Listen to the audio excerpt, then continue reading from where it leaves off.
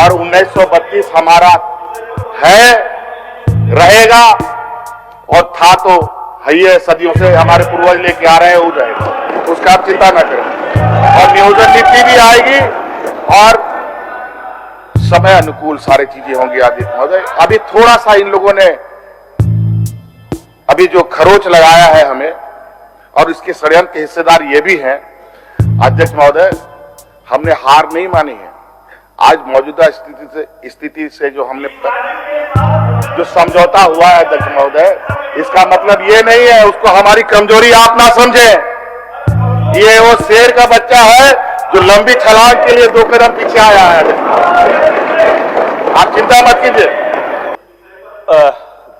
शुरुआत हुई थी, मुख्यमंत्री का भाषण आना था, उस विषय पर बोला जाए, और दूसरा मेरा गैर सरकारी हम आपको भेज देंगे। मुख्यमंत्री जी बोल दे, आपका जवाब आना चाहिए ना। नहीं, हम भेज तो अधूरा रह जाएगा। नहीं, सब तो अधूरा हो गया सुदेश भाई। ये विधान के अनुसार सही नहीं ना होगा। नहीं सुनिए, अब हम क्या कर सकते हैं बताइए, हम इतना गैर संकल्प है। नहीं, मेरा वाला आपने पढ़वा दिया तो उसका जवाब भी आना चाहिए ना। जवाब आपका संतुष्ट करना नहीं करना तो फिर परंपरा टूट जाएगी। अच्छा बैठिए बैठिए बैठिए, फिर हम गैर संकल्प शुरू करेंगे तो भी परंपरा का विपरीत ही होगा। हम पूछवा लेते हैं, हम बीच का रास्ता निकलता है सुदेश भाई, बीच का रास्ता। माननीय विधायक जी की भी बातें आएंगी इसमें, अगर आप बैठे हैं इंतजार करें तब, क्योंकि आपके सदस्य आधा उधर है आधा इधर है, इस नाते कम से कम आधा तो निकल गए, आधा रह करके सुन भी लीजिए, जरूर बातें आएंगी। और 1932 हमारा है, रहेगा और था तो है ही, सदियों से हमारे पूर्वज लेके आ रहे हैं, वो रहेगा, उसका आप चिंता न करें। और नियोजन नीति भी आएगी और समय अनुकूल सारी चीजें होंगी आदित्य महोदय। अभी थोड़ा सा इन लोगों ने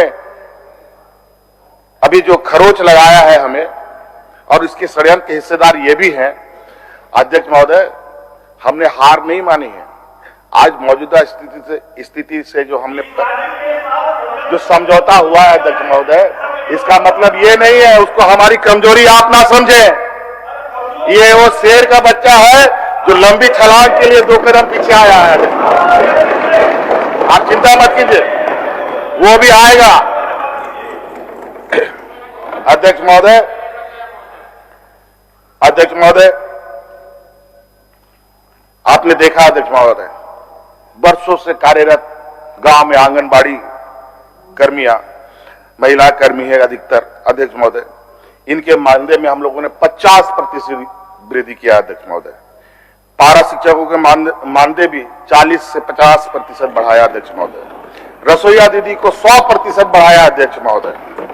मनरेगा कर्मियों को 25 से 30% वृद्धि किया अध्यक्ष महोदय उनके, और वो भी अध्यक्ष महोदय। और महाविद्यालय को मिलने वाले क्षतिपूर्ति का जो अनुदान है अध्यक्ष महोदय, उसमें भी 20 से 25% अध्यक्ष महोदय। और साथ साथ आने वाला समय में जो हमारे होमगार्ड के जवान हैं, उनके भी मानदेय बढ़ाने पर हम काम कर रहे हैं, विचार कर रहे हैं अध्यक्ष महोदय। और ये पिछली सरकार ने यहाँ के पुलिस कर्मियों को, जो उनकी छुट्टी थी, उनकी क्या, वो ना घर जा सकते थे, ना नौकरी भी ठीक से कर पा रहे थे, इतने संशय की स्थिति थी, उनका भी समाधान हम लोगों ने कितने सरल तरीके से किया है अध्यक्ष महोदय। अध्यक्ष महोदय, इनकी नजर झारखंड के गरीब जनता पर कभी नहीं रही अध्यक्ष महोदय, और ना ये सच का सामना कर सकते हैं अध्यक्ष महोदय। आपको मालूम ही है, ये बात स्वीकारना चाहिए कि 11 लाख राशन कार्ड डिलीट किए गए थे, नाम हटा दिए गए थे। लेकिन आज ये भी सच है कि अतिरिक्त 20 लाख लोगों को हम लोगों ने, राज्य सरकार ने अपने कंधे पर भोजन देने का, राशन कार्ड बंटवा कर राशन देने का संकल्प लिया अध्यक्ष महोदय। उसमें भी पक्षपात कि हम लोग को थोड़ा 2-4 रुपया कम मिलेगा, एफसीआई से अनाज खरीदेंगे, लेकिन भारत सरकार उससे भी, एफसीआई से भी अनाज देने से इनकार करता रहा। और अंतोगत्वा हम लोग बाजार से अनाज खरीद करके उनको बांटने के लिए मजबूर हुए अध्यक्ष, महंगे दर पर। कहां ये सहयोग करते हैं? सहयोग सिर्फ पीछे से छुपे पर्दे के पीछे से करने से काम नहीं होगा ना। मैंने पहले भी कहा अध्यक्ष महोदय, विधायक सरकार जरूर संख्या बल के आधार पर बनती है, लेकिन सदन को सर्वसम्मति से आगे बढ़ना चाहिए अध्यक्ष महोदय, तभी राज्य का समग्र विकास के सपने को पूरा किया जा सकता है अध्यक्ष महोदय। अध्यक्ष महोदय, विगत 20 वर्षों तक, मान के चलिए 18 वर्ष, 3 वर्ष हमारे भी मान लीजिए, उसको छोड़ दीजिए, उसके बाद तो हम लोगों ने शुरू कर दिया। जब तक इनकी सरकार थी तब तक मात्र 6.5 लाख लोगों को पेंशन मिलता था अध्यक्ष महोदय। और आज वो पेंशनधारी की संख्या कितनी है अध्यक्ष महोदय? 20,65,000 लोगों को पेंशन मिल रहा है। अब आप लोग जोड़ लीजिए कितना प्रतिशत बढ़ गया। इनके पास भी उस खुजली का दवा इन लोगों ने ढूंढ नहीं पाया अध्यक्ष महोदय। आंदोलन का उपज ये राज, जहां यहां का आदिवासी, दलित, पिछड़ा जीवन भर 30 वर्ष तक आंदोलन करता रहा, खेती बाड़ी छोड़कर गला सूख रहा है, भूखा पेट में गमछा बांध करके राज अलग करने का आंदोलन कर रहा है, वो आज बुढ़ापे के कगार पर है। उनको पेंशन देने के लिए इनको समय नहीं मिला अध्यक्ष महोदय, इनके संसाधन नहीं जुटे अध्यक्ष महोदय। डबल इंजन की सरकार में इतना कुछ बेच डाला पूरा देश का, उसके बाद भी संसाधन इनको नहीं जुटा पाया।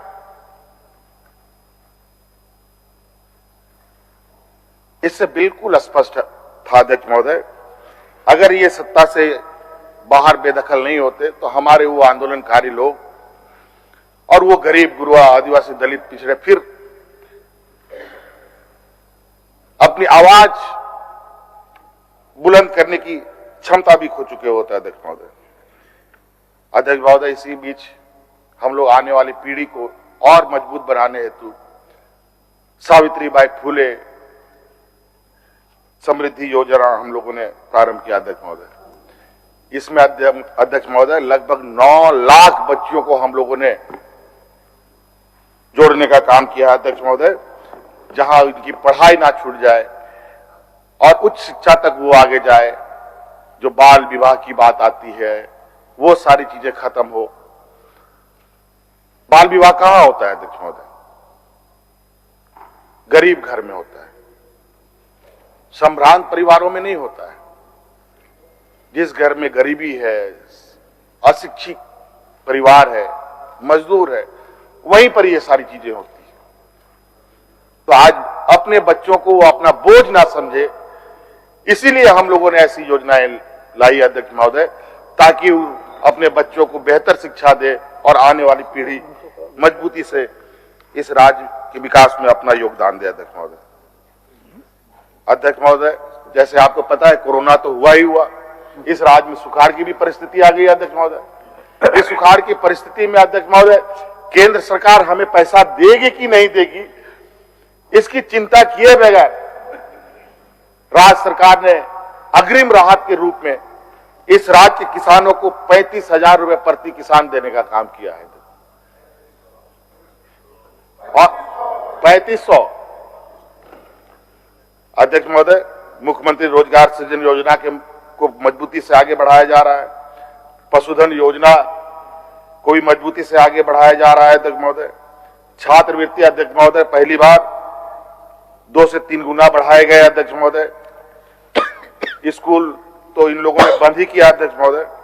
अभी हम लोग लगभग 500 नए उत्कृष्ट विद्यालय बना रहे हैं अध्यक्ष महोदय, और 80 विद्यालय तो हमारे इसी वर्ष उसमें पढ़ाई हम लोग प्रारंभ करने जा रहे हैं अध्यक्ष महोदय।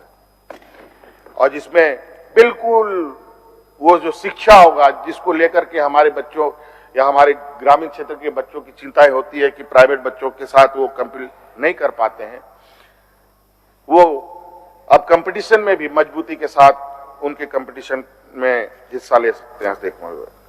और आपने देखा ही अध्यक्ष महोदय, जेपीएससी का एग्जाम, इनके सरकार में जेपीएससी की स्थिति कैसे रही है किसी से छुपा नहीं है।